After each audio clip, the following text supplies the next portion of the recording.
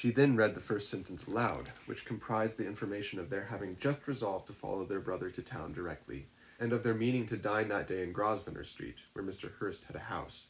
The next was in these words: "I do not pretend to regret anything I shall leave in Hertfordshire, except your society, my dearest friend, but we will hope at some future period to enjoy many returns of the delightful intercourse we have known, and in the meanwhile may lessen the pain of separation by a very frequent and most unreserved correspondence.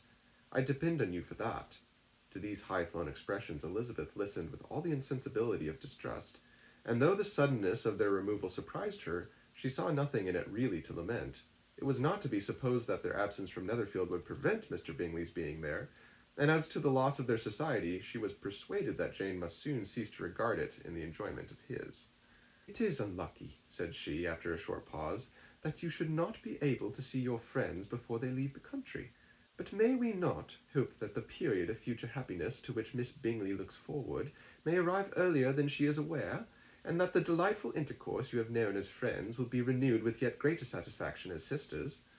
Mr. Bingley will not be detained in London by them.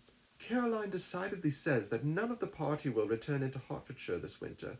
I will read it to you. When my brother left us yesterday, he imagined that the business which took him to London might be concluded in 3 or 4 days. But as we are certain it cannot be so, and at the same time convinced that when Charles gets to town, he will be in no hurry to leave it again, we have determined on following him thither, that he may not be obliged to spend his vacant hours in a comfortless hotel.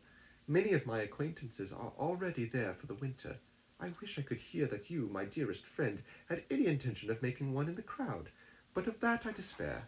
I sincerely hope your Christmas in Hertfordshire may abound in the gaieties which that season generally brings, and that your beaux will be so numerous as to prevent your feeling the loss of the 3 of whom we shall deprive you."